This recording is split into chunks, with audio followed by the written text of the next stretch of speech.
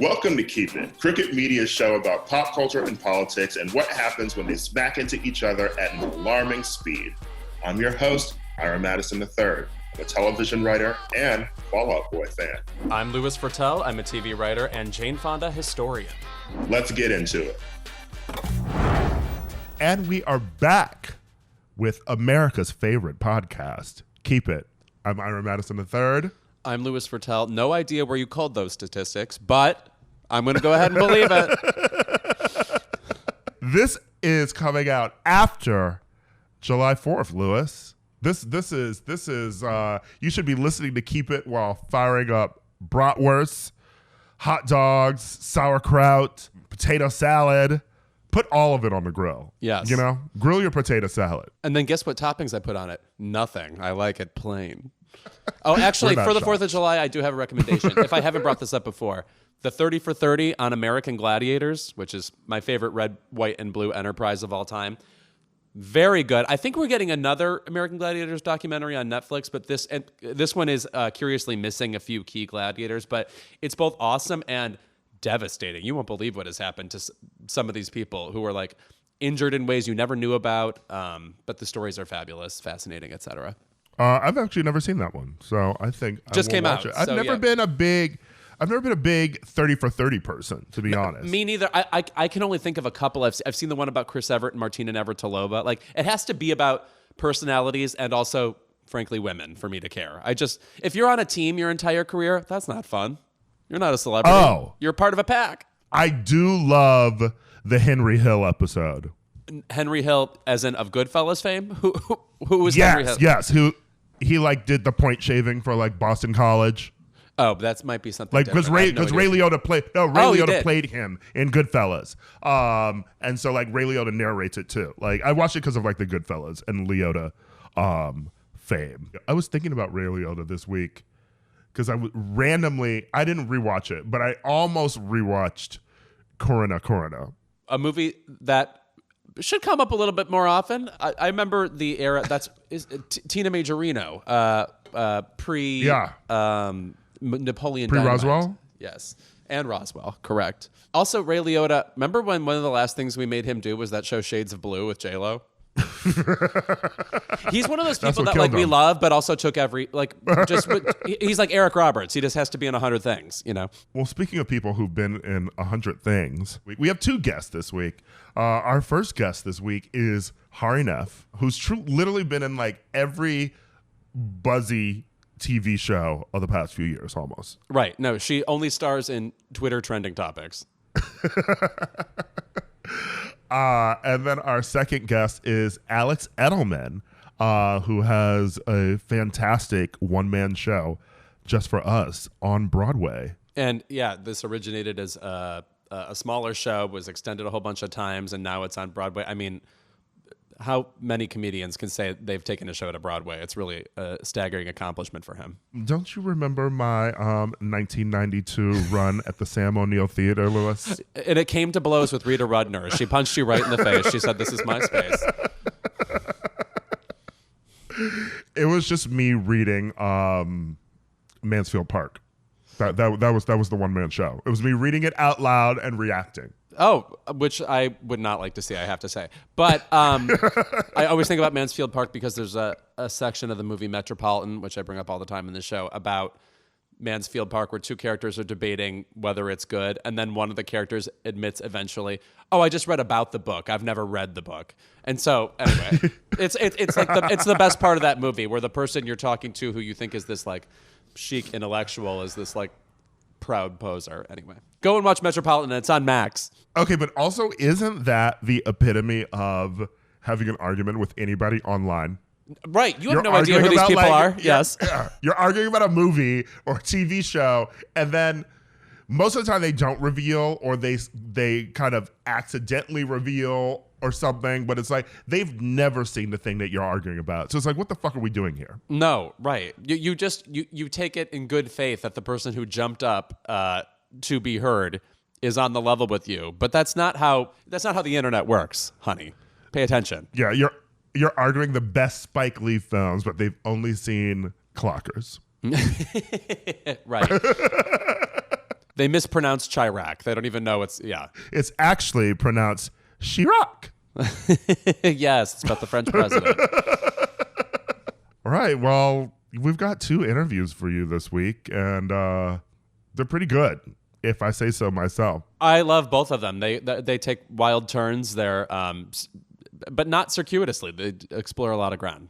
We talk about John Waters. We talk about Susan Sontag versus Camille Paglia. We talk about Bryan Adams. And we don't even have Mandy Moore here. So, and you mean Ryan Adams.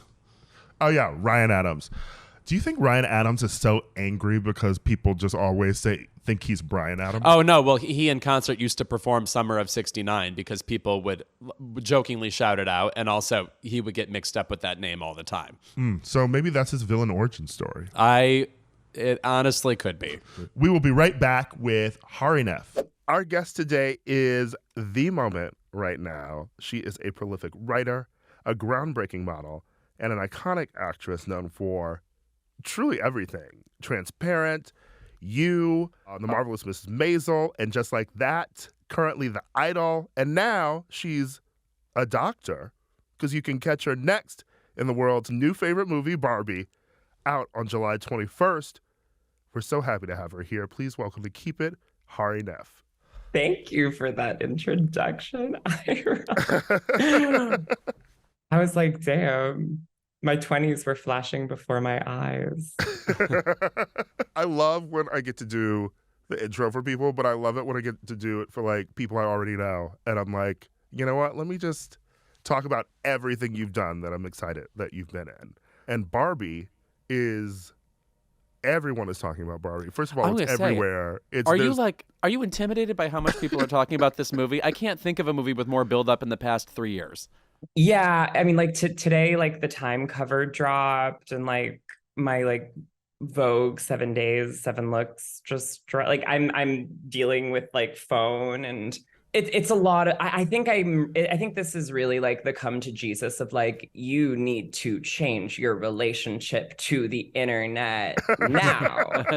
You need to stop reading the comments now. You need to stop name searching now, and you need to stop Googling yourself now, because this is scary. It's also cool. It's like, obviously it's more positive than negative across the board, and if I weren't in the movie, I would be like annoying and excited about the movie for sure. But it's pretty overwhelming. It's not like anything I've ever dealt with before.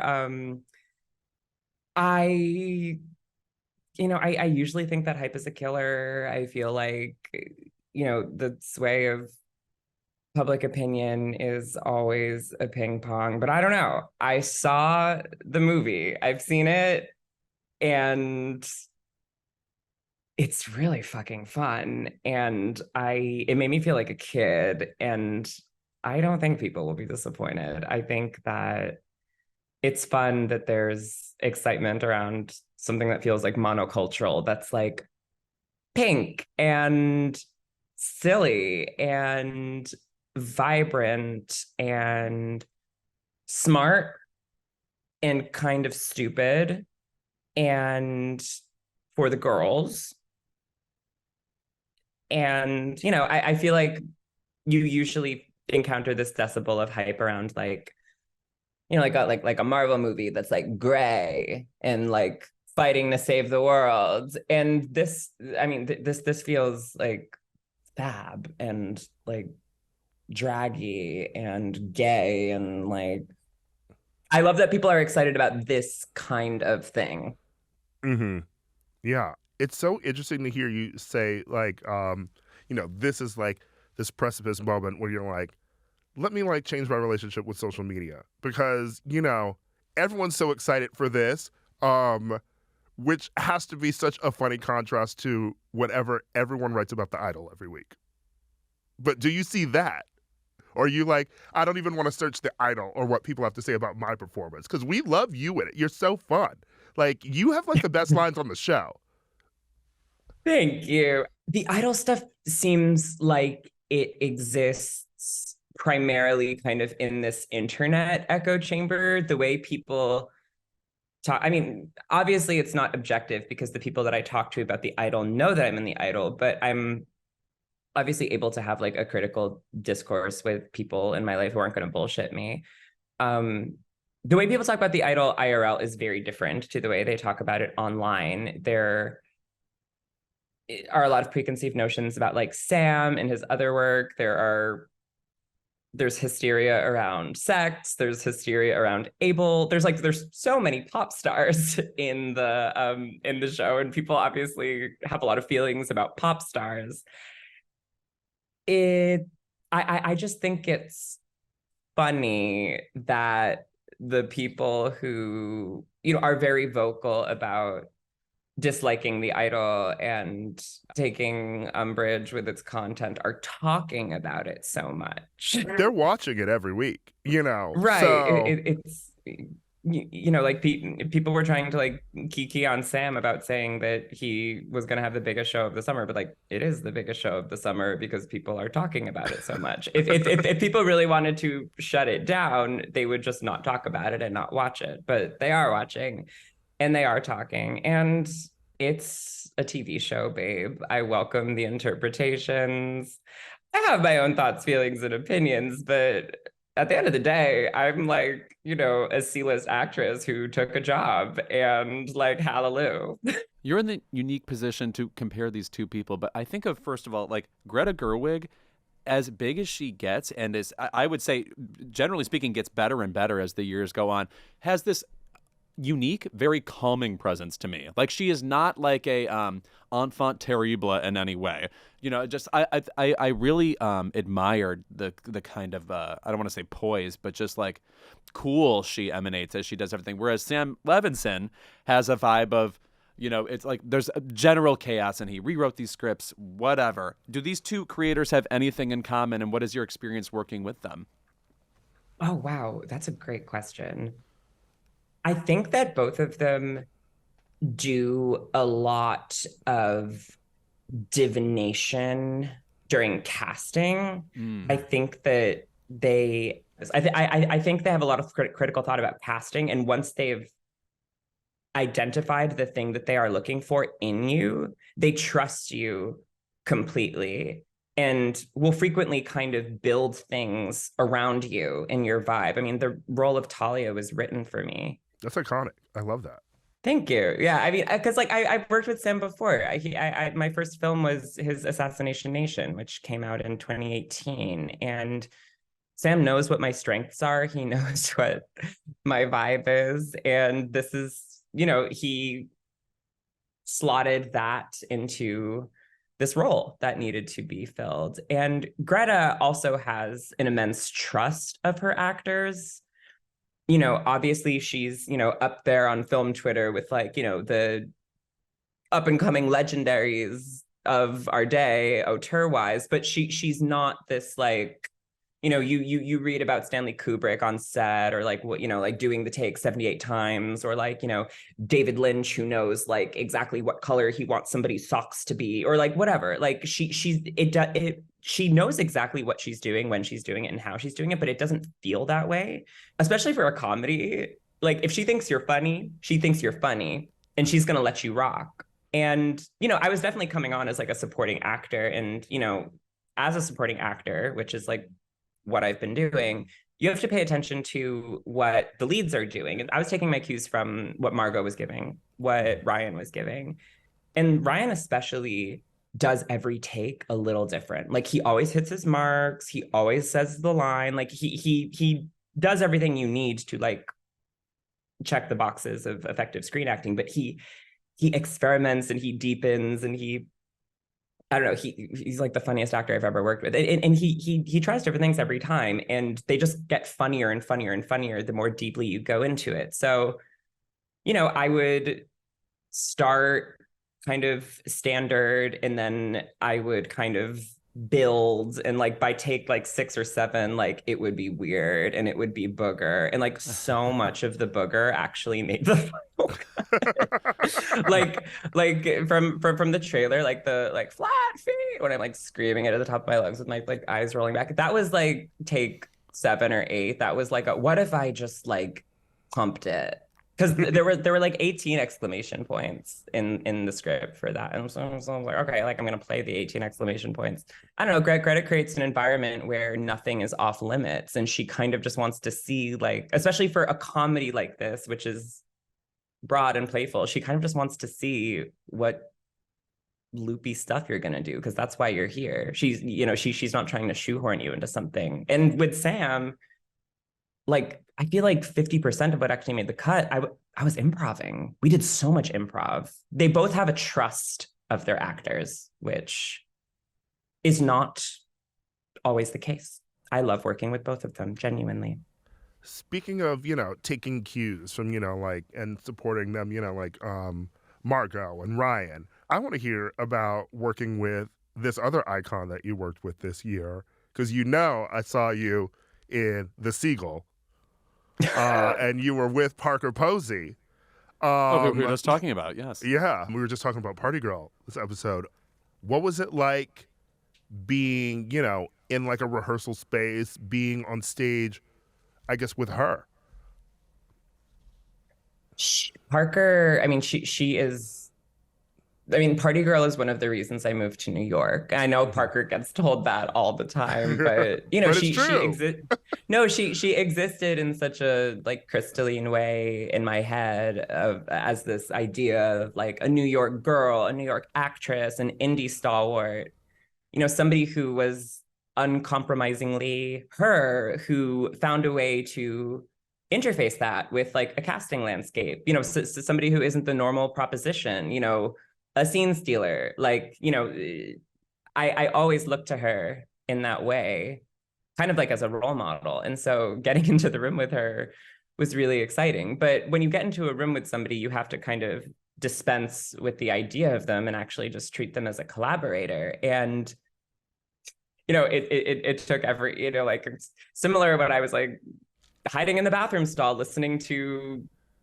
SJ and Cynthia do the scene as Carrie and Miranda.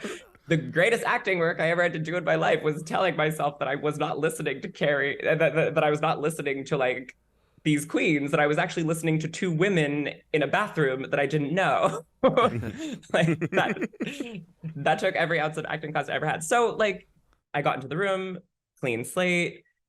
This is Parker. She's playing Irina, or Irene in that case, for the adaptation that we were in.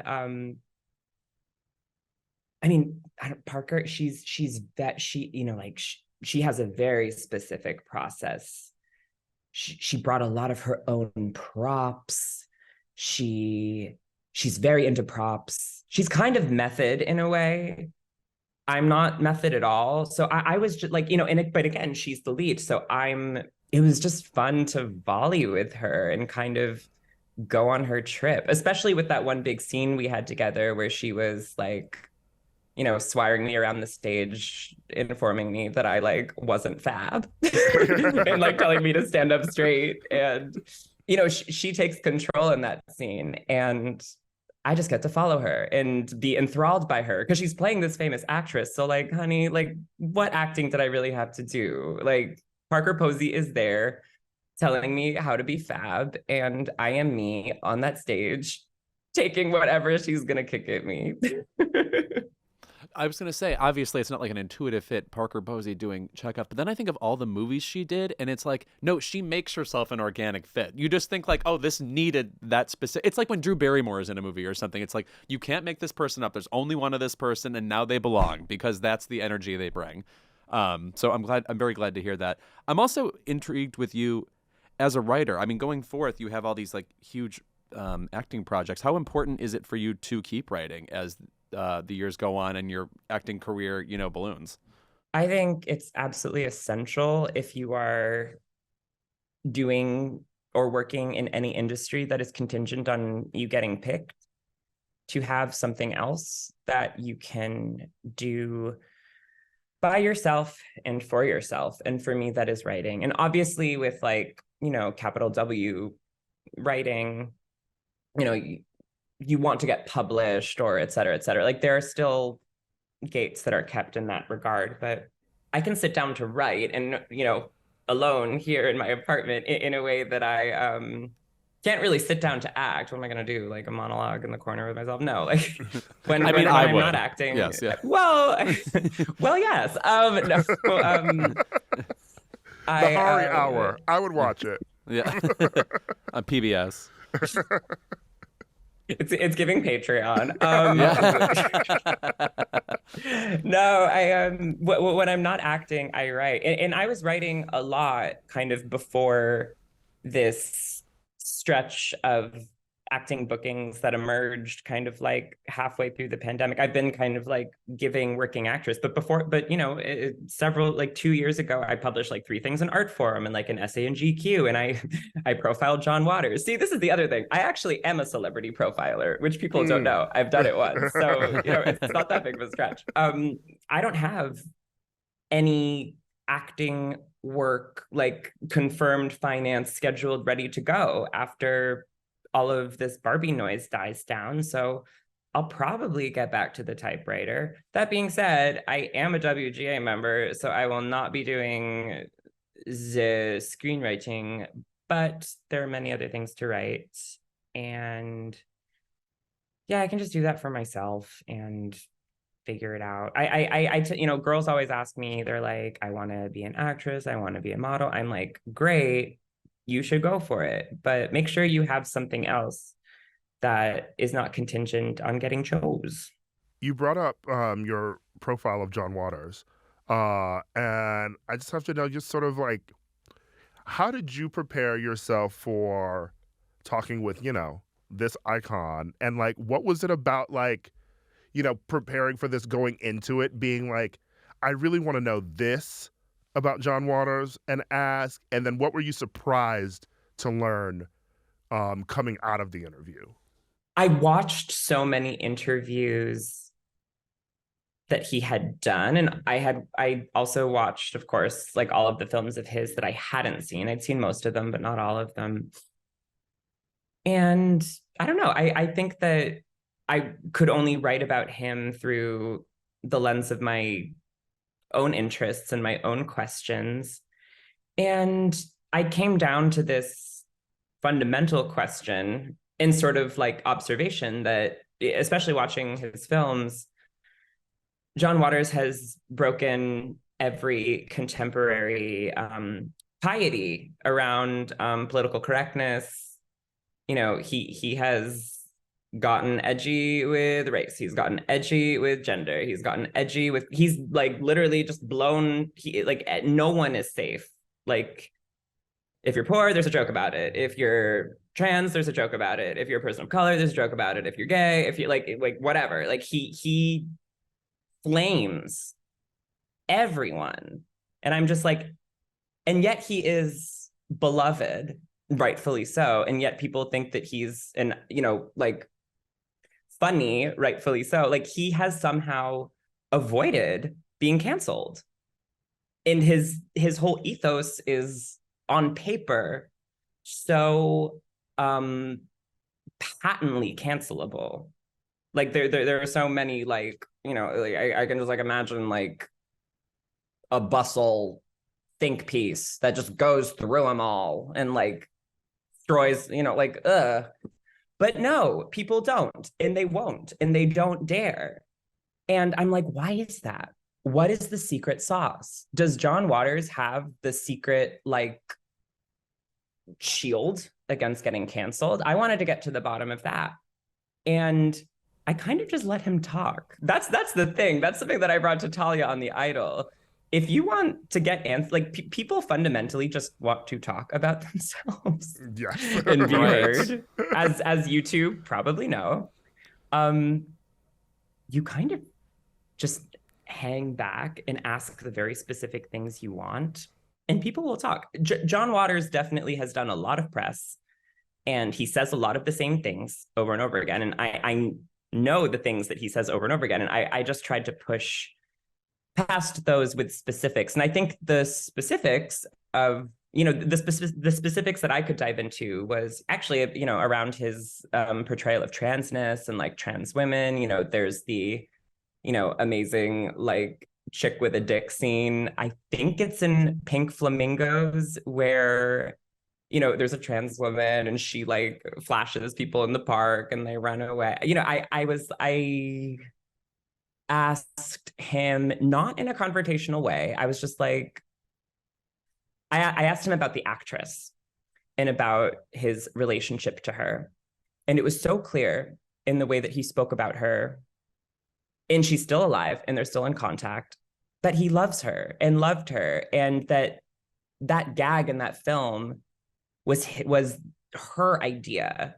And they were trying to, take the piss out of people's fear of that. And she was about to get like a sex change. And she's like, I just want to do this one good time because I'm never going to be able to do this again. And the main thing that he said, which I took away, which it became kind of, it's like I want to like tattoo it on my forehead. He's like, I only make fun of the things I love, not the things that I hate. I would also add to that if you're funny, you can kind of get away with, the edgier echelons of humor, but he does it with love. And he was kind of like a hippie and a freak, but they were like making fun of hippies and freaks. If you laugh at yourself first, I mean, this is like, again, now I'm just quoting RuPaul. If you laugh at yourself first, then you can bring the audience in to laugh at others. And I feel like that, I don't know, that gay, like mid-late 20th century sensibility is something that I try to hold onto, because it makes me feel safe in a way. It kind of clears the fear of the climate we live in and makes it all not so serious. I think you really nailed it, though, when you said, like, not only is he very funny and like making fun of everybody, there's such a sense about his work, like, let's all have a good time. Like, it's not like it's only for certain people and other people are left out in a way, even though it's picking targets. You're right. It's very specific to him, though. I can't really think of somebody else who really nails that feeling. Right. And I feel like there are so many contemporaries of his that are not as intelligent or sophisticated, whose work has been dismissed because it's taking the piss out of marginalized groups. And he found a way to do it that not only, resonated then, but like continues to resonate. I love him so much. I think we can learn a lot of lessons from John Waters. I've got a, maybe a weird question. Not weird, interesting question. Because you were talking about, rewatching these John Waters films and sort of seeing, asking, like coming from it from a trans perspective.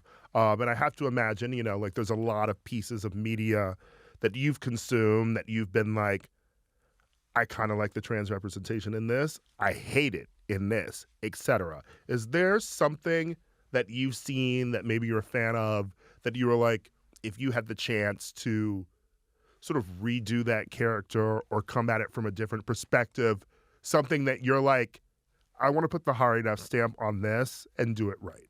The only spicy Letterboxd review about like a living filmmaker that I've ever written, and I'd be on Letterboxd in like a silly way. I love Letterboxd. It's so funny. And like, I don't try to leave a serious review. You're just like, this movie was a gag.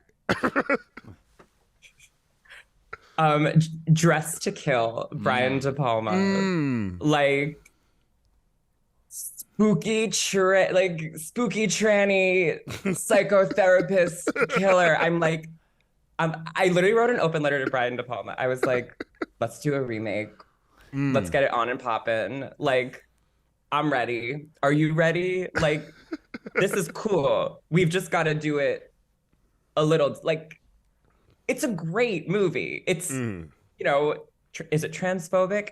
Absolutely. But I'm also kind of ready and down for, depictions of trans people that are not 100% redemptive or flattering, or are particularly unflattering. Because like we've got the redemptive stuff. I mean, another Letterboxd this still comes up from time to time.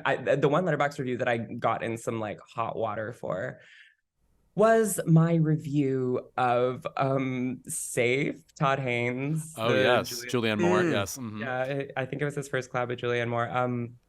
And what I said was, this is something akin to like this film, it speaks more incisively to the experience of being queer than most things I can think of made in the past 5 years that have actual queer people in them. Like I was like, Todd Haynes made a movie about like a white, cis, straight, rich woman that feels more to me like the experience of being queer than most of these other things that are getting greenlit that are basically just queer in content, not in form. Like something like the way that film shows and embodies a person who is in this world where something is wrong and it's coming from inside of them. And like this world is like warping and shifting around her and she's getting sicker and sicker and sicker and she doesn't know why. And it's isolating her from everyone and everything that she loves. And it's like taking her away from her biological family. And she's becoming more endeared to this like cult of people that she doesn't know who are affirming that there's that. To me is more like being gay than the prestige television show that has an ensemble of, you know, LGBT characters that are hitting the same redemptive sitcom beats as every other show. It's like we just get our favorite show that stars, you know, straight or cis people, but with trans characters. And there's nothing, I don't know, I feel like the queer experience is just more than surface level. It's like it's a feeling, it's a vibe. It changes the way you experience the world. It changes your senses. It's not just the surface. And I am eager for it. And it doesn't have to be like artsy and weird and avant-garde. I think that queer form is more interesting than queer content. But but like what queer form even is up for debate. I would just like to see the girls get on it to try to figure out like what that could be. I'm particularly fascinated with movies that have no, what you basically just said, explicit gayness about them, but seem to resonate to like a particular swath of queer people. Like, I don't know if you've seen Ordinary People recently with Mary Tyler Moore and Donald Sutherland, but it's Timothy Hutton. His brother dies, and he lives in the suburbs, and he's traumatized by it, and he's like the unwanted kid. And his relationship with the parents and his relationship with his therapist. Tons of specifically gay men, I feel like, relate to that movie. I don't know what it is, but it's just, there's something about how it gets to, I'm alienated from these people, but I have this truth that needs to be explored, and I believe in it, and it's taking me away from some people and closer to other people. Anyway, it's what you were just, that's very interesting to me. No, essences are more, they hit harder than story beats and linear plots and beginnings, middles, and ends. Like I think what's truly queer is like departing from once upon a time there was this, oh no, a conflict happened, oh no, there's like, that's, you know, like the story structure that we know is just because of repetition and history is like the hetero story structure. Mm-hmm. You know, I I didn't go to film school or grad school, but like I you know, I think a lot of the queer content that we are fed is a little obvious. Not in, you know, like I love to see the girls booked, but on the level of storytelling, on the level of aesthetics, on the level of cinema, it's not. It could go even further. Can't wait. Thank you for being here. And we cannot wait to see Barbie, obviously. We haven't seen it yet. Oh. Cannot wait to see it. Cannot wait to see what you do next. I mean, I loved when you did, you know, hopped in the theater. Like, you're doing everything. So, yeah, really can't wait to see what's next. Well, if the Screen Actors Guild goes on strike, then I might be hopping back to the theater. Let's bring back A Doll's House. Yeah, part 3. A Doll's House. Let Jessica Chastain have it. She has it. Our guest today for this special episode is one of our favorite storytellers. You know, his stand-up, his writing, and his incredible one-man show, Just for Us, which started its Broadway run this month, and now he's joining the pod just for you. Welcome to Keep It, the hilarious and wonderful Alex Edelman. Hey. Congrats on the show, going to Broadway. I saw it during one of its off-Broadway runs, and I say one of because I feel like this show has been running forever, and it's been at multiple theaters. So can you tell us where it started, and then where it's been since getting to Broadway? Like, how did you get to Broadway? I mean, it's got a long, I sometimes think of the show as like in 2 iterations. Like there's one iteration of the show that was like sort of like a fringy hour of stand-up. So that started in 2018. And like, I loved doing it, but it's not what it is now. And then, helicopter going over my head. They're looking for me. But yeah, then there was then in 2020, I started putting together a new version of the show with like 40 minutes stripped out and a different 40 minutes or a different I sort of changed the show a lot in 2020, but to make a long, boring story short, started doing the show in 2018 in the first iteration, started doing the show in 2020 in the new iteration. Show took a 2-year nap pretty much. And then at the very, very, very end of 2021, started, like, obviously stopped from the beginning of 2020 to the end of 2021. Beginning of 2021 started a run that was supposed to be 3 weeks, but ended up being like a year in New York. And then we got extended like 7 times and kept moving to different theaters. Like we're like slightly bigger, and now we've moved to Broadway, which has been like the craziest goddamn thing in the world.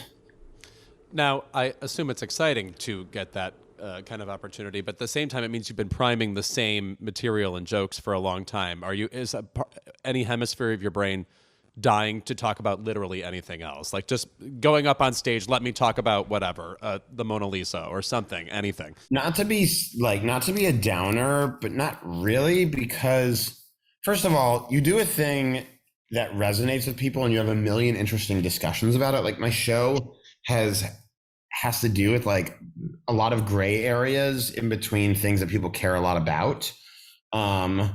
Like Judaism and whiteness and religion and discourse and civility and various aspects of how we talk, how we talk about politics and stuff like that. Like all of those things are really, really important things to me. And like, they wind up spurring lots of good conversations, and the show changes every single night. And the reason I said I don't want to be a downer is because I worked on this show for 4 years with my best friend, a guy named Adam Brace, who is the show's director. He's directed all my solo shows, and he died like 6 weeks before our show started on Broadway. So, this is the last thing I get to do with him, and this is its sort of most beautiful shot. Right? Like it's the most beautiful run it's ever going to experience. It's moving to Broadway. So if I'm ever like tired of this show, I hear his sort of like, he sort of haunts me. He's like, you better not be fucking tired of the show. You better be like, and also every night there are things that you have to change. The show is always like in a state of getting a little bit better. But yeah, by the way, Louis, I say that like, I go to the Comedy Cellar all the time and like try new shit out. So maybe that's how I'm like working the kinks out while I do like my main job. Yeah. Sorry, long answer. I get it. No, so this show is, essentially about you sneaking into like a white supremacist, like Nazi meeting. And then what comes out of that, is this conversation about, whiteness, Judaism, etc. What was your comedy like prior to this? And was it always sort of, I don't know, investigative, for lack of a better term? Or was this just the first time you were like, I feel like doing something like this? And then the act of doing it was like, oh, this sort of story spilled out of you. I mean, my comedy has always pretended not to be political in service of being political. So my comedy's always been about, like, my first show was called Millennial, and it was about intergenerational warfare. This is before the word millennial was like a super annoying buzzword. So that was in 2014.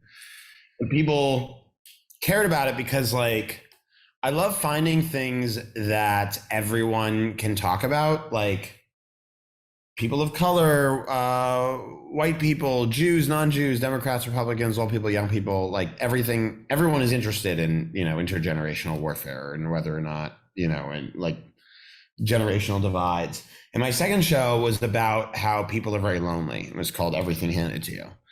And so, like, I've always done stuff that, like, but also all of the bits are bits that I wrote and developed in comedy clubs. Like, I want my stuff to be comedy and also be like thought piecey without ever, I want to do thought pieces that aren't ever actually thought piecey. So like, so I guess my comedy has always been like, I don't know if investigative has been the right word. But definitely like journalism-y. Like my comedy's always been a little bit like journalistic, but there's also like stupid jokes about like my shoe size and stuff like that not in this show, but I mean like in my comedy generally. But this is definitely like my most, with heavy air quotes, you can't see me doing it because podcast, but like mature, this is my most mature work. And I'm super proud of it. I'm so proud that this show is mature. But like, but yeah, my comedy, I've always liked the blend of stuff, like high, low, serious, not serious, political, non-political, accessible and specific, like all that stuff. I was looking at a list of the very famous people who have come to see this show, and some of them are like friends of yours and you've gotten advice from them or whatever. But like when someone like Elaine May or Steve Martin is at the show, are you somebody who's eager to like seek out a response from those people? Or is it just, okay, they're there and that's, accolade enough? No. I need everything, Vertel. I need everything.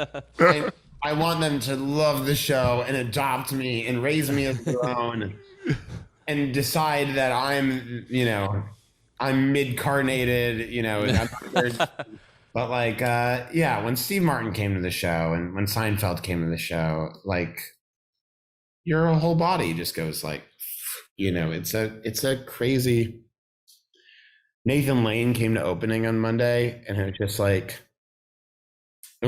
I love comedians. I mean, I love actors, but like comedians and writers, like those are the ones that, as proud as I am to be like performing my show on Broadway, I'm so excited to have like written a Broadway show, if that makes sense. Like I love people who write their own stuff and have written, like if you think about all those people, the thing that they have in common is that they're writers. And so I just love a writer. I love a genius writer. And I always seek out like craft advice from those writers. So I've had really good advice from Seinfeld and Steve Martin, and Billy Crystal gave great notes. And so like, I asked them for notes. Like, that's what I want. I want a little tiny bit of their wisdom to steal and squirrel away for later use. And I get it from them. I won't let them leave without it. We had to like tie Steve Martin to a chair until he gave us all.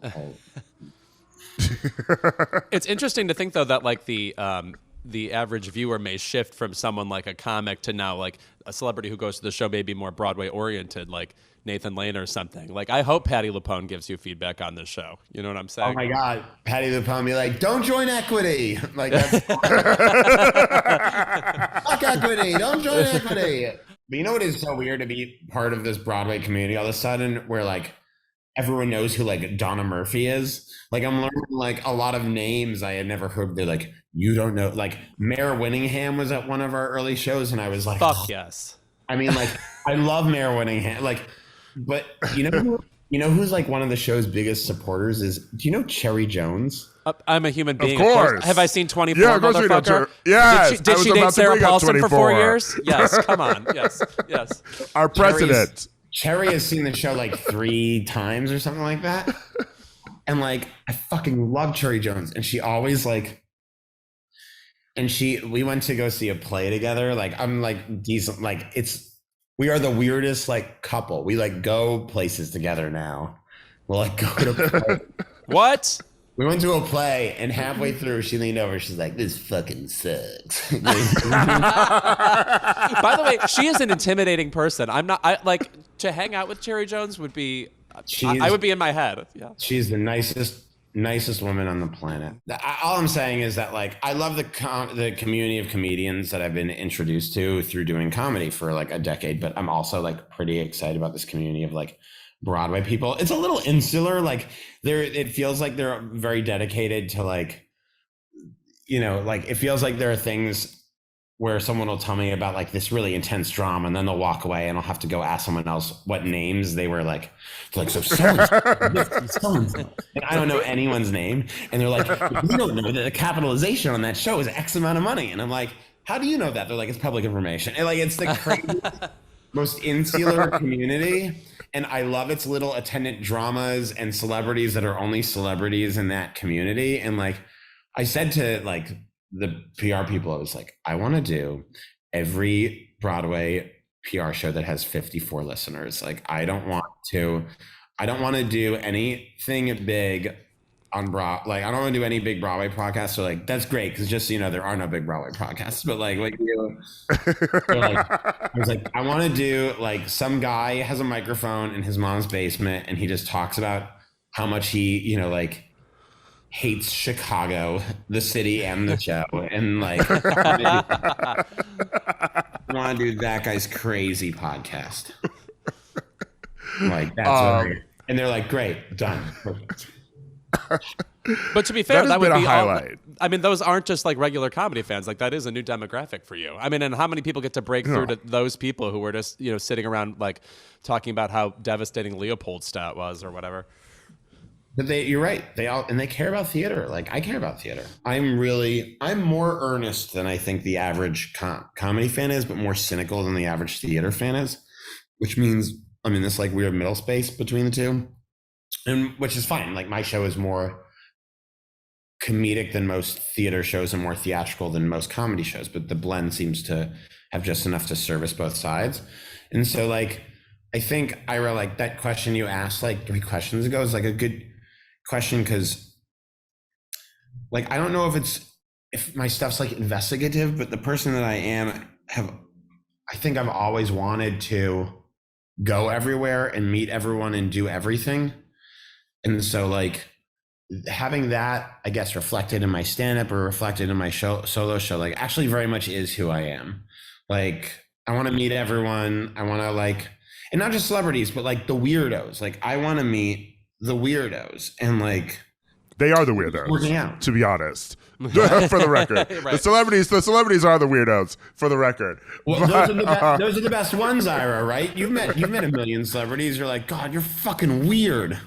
I have a question about your writing because you've written, you know, solo shows for yourself. And I know you had like a brief stint on like writing on a sitcom once before, but you know, do you envision yourself writing, you know, you love the theater or you love comedy. Like, do you envision yourself writing a comedy film or like writing a comedic show for other people?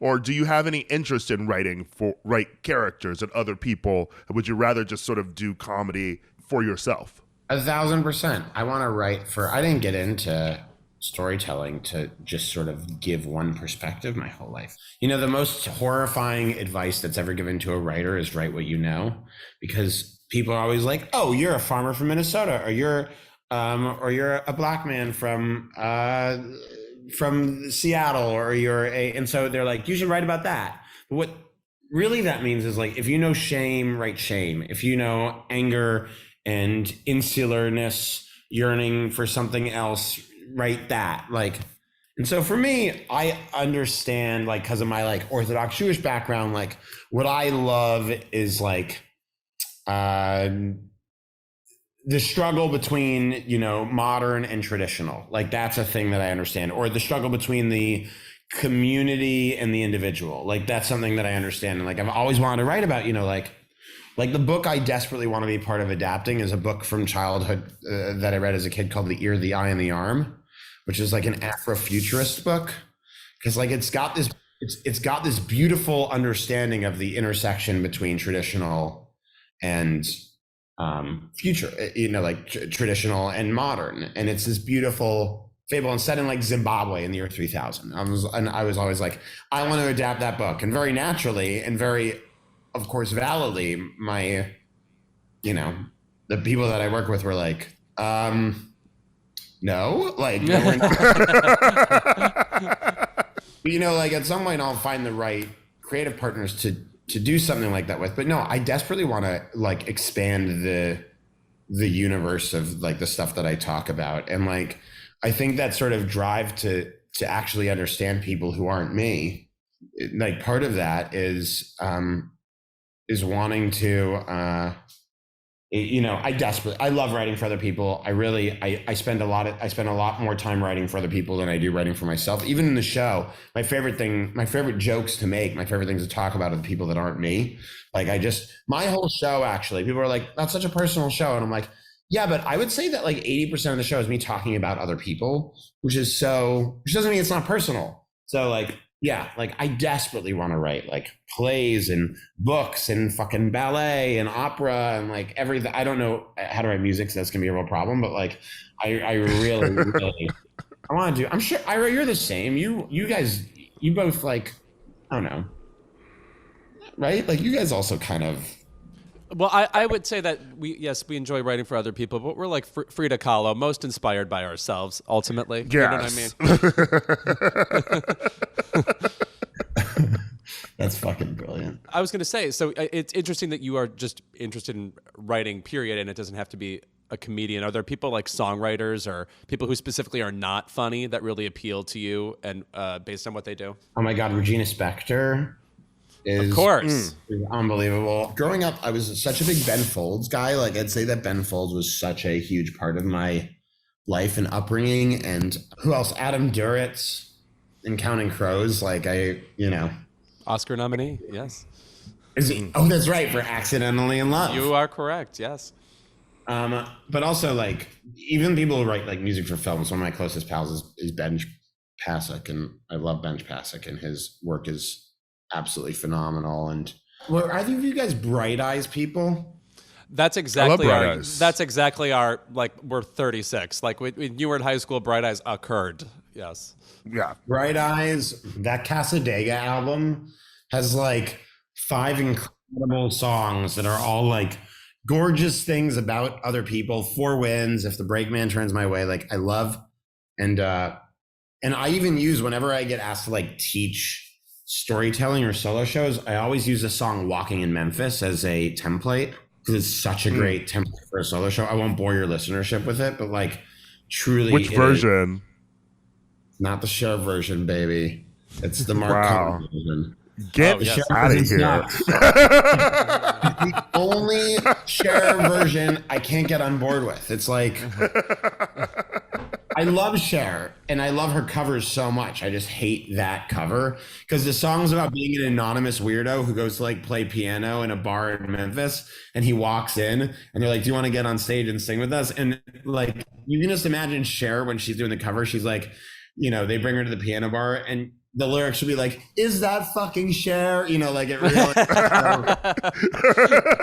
No one really sounds like that but her. Yeah. Uh-huh. Yeah. Like there's a line where they're like, tell me, are you a Christian child? And Mark Cohen goes, ma'am, I am tonight. And like, if it was Cher, it'd be like, tell me, are you a Christian child? And she's like, you've read my Wikipedia. Like, you know, exactly. Very well known. Yeah. I have an Oscar. Yeah. Does Cher have an Oscar? Oh, for Moonstruck. Yep, 87. Yes. Mm-hmm. I have a special connection to that song only because I first heard it in the X-Files. That's where she like debuted it. Wait, Cher? Maybe possibly.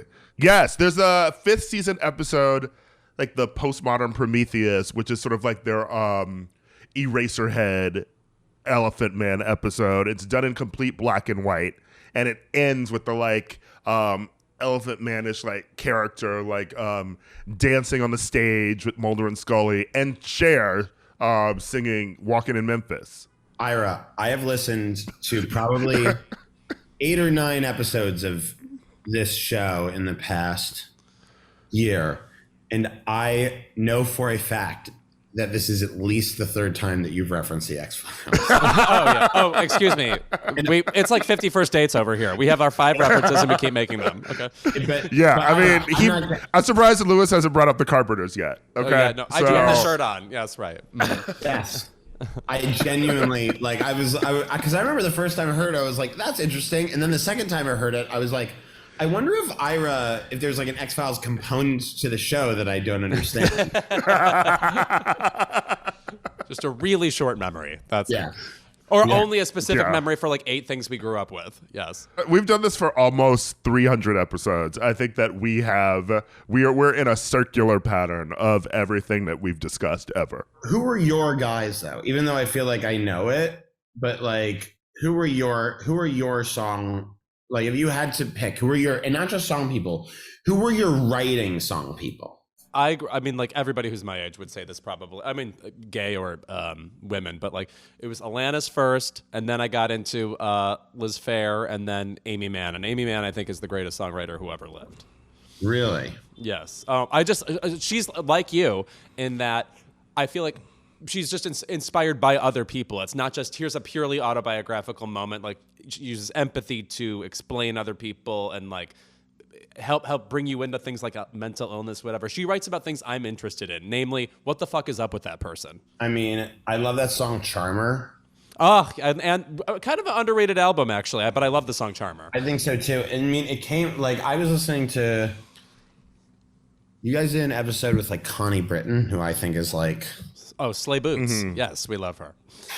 She is fucking cool. And it's just, like... I can't remember who she was talking about. There was some musician where she was like, this is right after someone had died. I think it was Anne Heche. And you guys were talking about, I guess it was like, there was a spate of like late 90s, early 2000s female solo singer-songwriters that was just like, and it was country. It was like Mary Chapin Carpenter and like, it was a ton of people like Jewel and who else is happening around that time? Yeah. But there were a bunch of like even like Liz Phair, by the way, who like did only like 3 or 4 albums, or like maybe even fewer than that. But they were like that song "Extraordinary" by Liz Phair is a fucking bop, and it's a perfect pop song. I love any. I think I listen to songs just desperately looking for jokes. I want to see my Spotify with like. I love songs where there's just like where the writing. There's a band called Guster that I loved growing up so much, and it's Absolutely. I know Guster. You know I've Guster? famously never. Well, I'm from Milwaukee, but I've famously never seen Guster because I think I talked about this when Ben Folds came on the show. Ben Folds is one of my songwriters, by the way. Wait, you guys had Ben Folds on the show? Yeah, we had Ben what Folds I remember on. about that was Ben Folds said specifically he picked the worst era in music history, which was the late 80s. And we talked about hair metal bands anyway. Wait. What was Ben? Sorry, interrupted you, Ira. It was okay. No, Guster played big one. I told him the story about how like there was this year at Summerfest in Milwaukee where I used to work. Guster was playing at the same time as Ben Folds 5, and I did not know who Guster was at the time. I've since found out, but there was this whole big debate between the people in high school. They were like, are we going to see Ben Folds or are we going to see Guster? It was like, well, I'm seeing Ben Folds. I don't know what Guster is. But yeah, I know Guster. I love comedy in songwriting. That's why I would say mine is probably like, I don't know, Missy Elliott, you know? Like for me, like just like so hearing funny. rap music growing up and then like having like someone who was writing it but was like, you know, like the polar opposite of, you know, sort of like the East Coast, West Coast battle like going on. She was just like really fucking funny. Her stuff is really good to me. And I'm like a Sufjan fan because, you know, I'm like a sad faggot. So I love Guster So I opened for them at Carnegie Hall last year.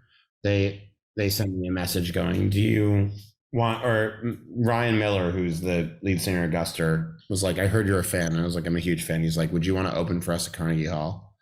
And I was like, yes. And then they let me sing a song with them on stage.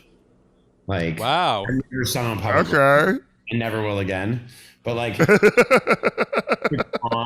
it's on YouTube. The song's called Jesus on the Radio.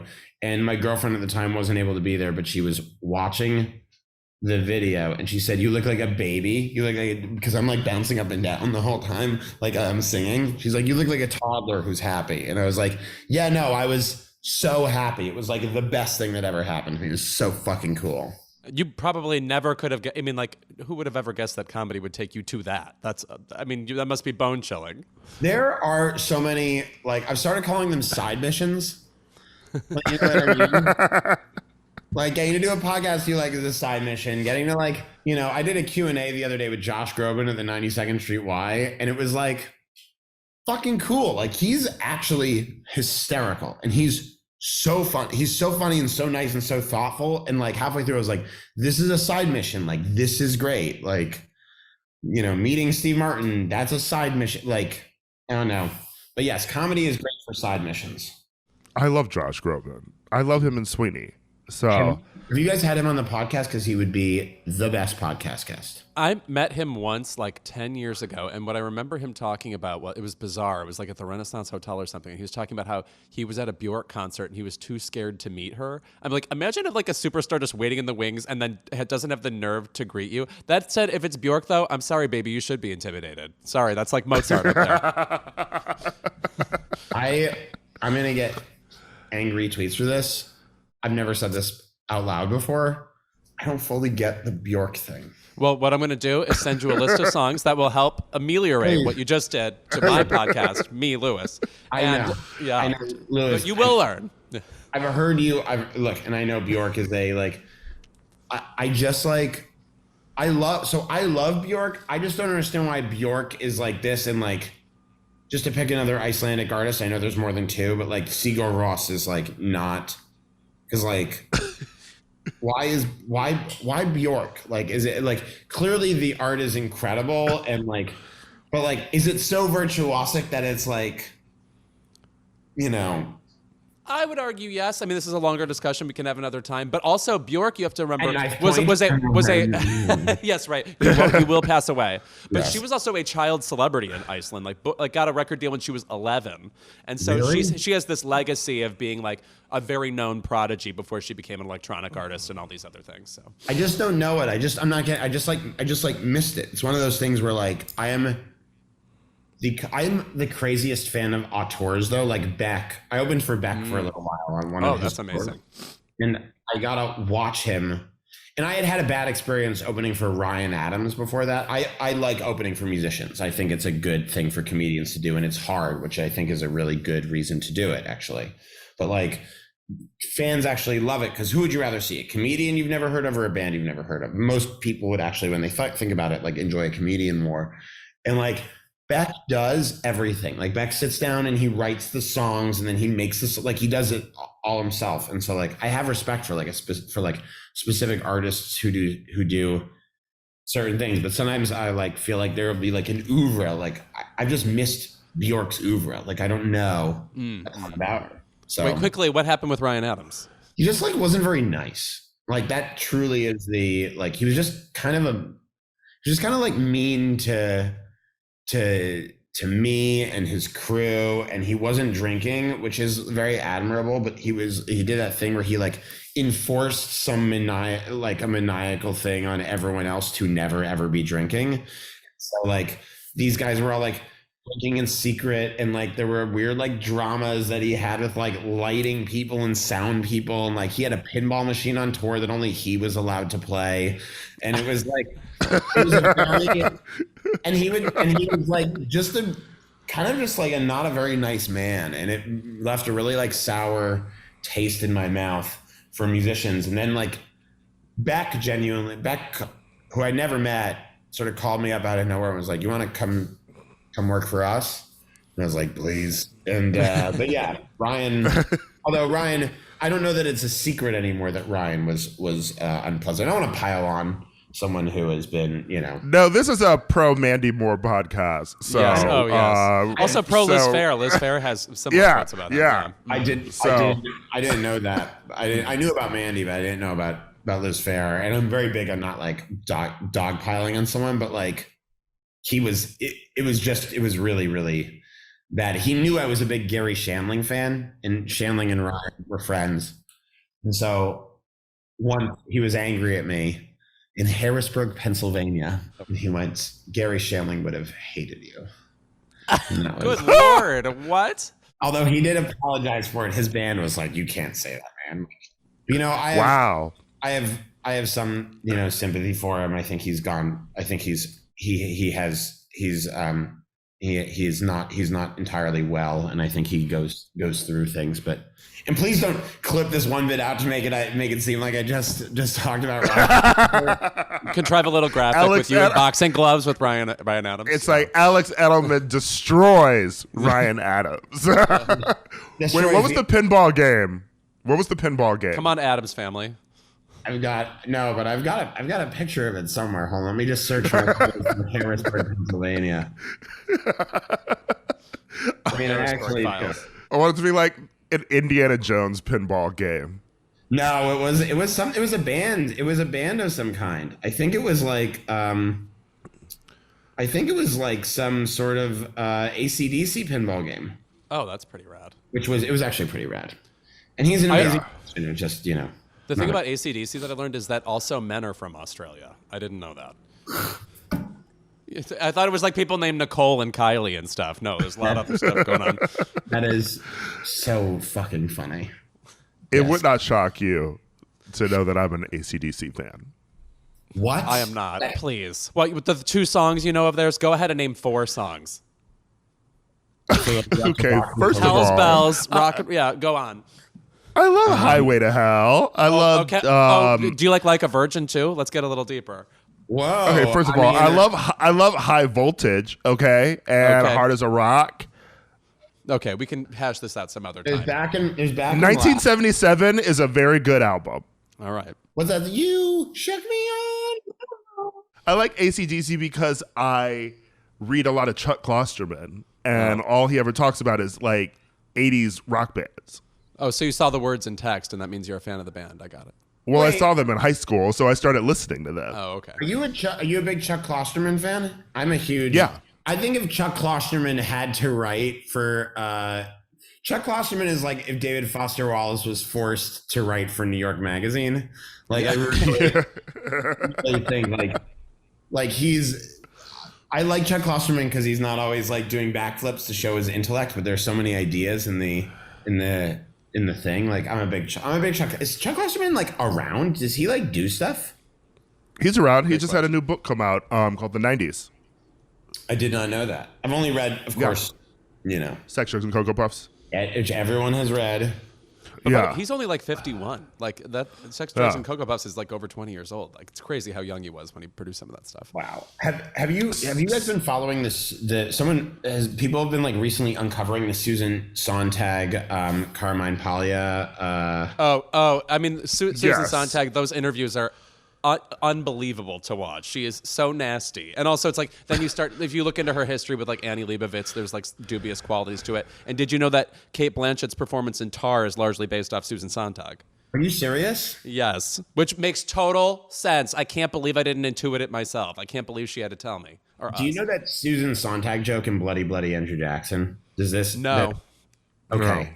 No. So Bloody Bloody Andrew Jackson, for those of you that may not know, was a rock musical that basically crawled so that Hamilton could fly, which was it was at the Public first, right? It was at the Public first, and it was directed by Alex Timbers, who is not just a genius but also a sweet man who's a creative consultant on our show, who stepped in after Adam died, and I love Bloody Bloody Andrew Jackson. And there's a joke in there. There's a song in there called "Illness is Metaphor," which is because Susan Sontag wrote an essay about how her cancer was a metaphor for love or something. And the song is about is about that. It's basically a song version of that with these clear allusions to Susan Sontag. And the last line of the song, though, and this is by the late Michael Friedman, is, and it produced such a reaction. I've never seen this from any audience ever. The last line of the song was, "But Susan Sontag's dead, so I guess her cancer wasn't metaphorical after all." Jesus Christ. And it was such I've never heard it wasn't even a gasp. It was just a full, like, it was an audible recoil from the audience. And it was such a, like, something about where it was contextualized in the show was so beautifully done that I just, like, I don't know. I think about that joke probably once a week. Like, it's a fucking brilliant joke. It's so good. Is very, very memorable. Also, I think Susan Sontag, who was a certain kind of cynic, ultimately would have really enjoyed it. I think that I think we spend a lot of time offended for people who would really actually love jokes at their expense. So, no. Also, Camille Paglia had a very awful comment about Anita Hill, so fuck her. Wait, no, she sucks. She sucks. Yeah. I don't know anything about her. By the way, Susan Sontag, I've never heard of Camille Paglia, and I was like, I've never heard of Camille Paglia. Like, am I missing some great right now? She was like, genuinely, guys, like, Louis, should I know more about Camille Paglia? Should I be pretending to know who she is? Because I just don't know the work. Oh no, abridged version. She was somebody who, in the 80s, was sort of like a sort of like in your face brash version of a new kind of feminist. So it sort of felt like she was this essential perspective, but then ultimately it's like it's the kind of person who's like going for scare headlines and is, I don't know about ingenuine, but was it like Lizzie Wurtzel or was it legitimately like, you know? She just is somebody who had a heyday and then immediately everybody was over it. Okay, yeah. fine. Yeah. Also, she looks like a French Cherry Jones, so take that as you will. Fantastic. Sorry for Alex. Oh no. This. This was such a fruitful conversation. Thank you for talking about not just your awesome comedy, but also everything else. Rarely do people just go with us. I'm so sorry for the ADHD-ness of the conversation, but I will say that I do really love the podcast, especially when you have, like, you know, Andrea Riseborough on. Like, you guys have such wonderful guests, and I'd say I'm honored actually to be subject in person to Ira's X-Files. I consider you the comedy Andrea Riseborough. You're a talent mutant just like her. And not to lay it on thick, but when Ira came to the show at the Soho, I was really in one of our off-Broadway runs. I was really, really excited, and if either of you guys want to come back and see it on Broadway, I'd be so thrilled. It's really, yeah. Anyway, I'm a fan. We'll count on it. I'll be there. Yeah, I love the show and I love you, so I'll come see it again. I got to see it on Broadway. Yeah, you got to see it in the nice house, in the big house. So yeah, it sounds like I'm doing it in a prison, but yes, like, yeah, come see it in the. All right, guys, thanks so much.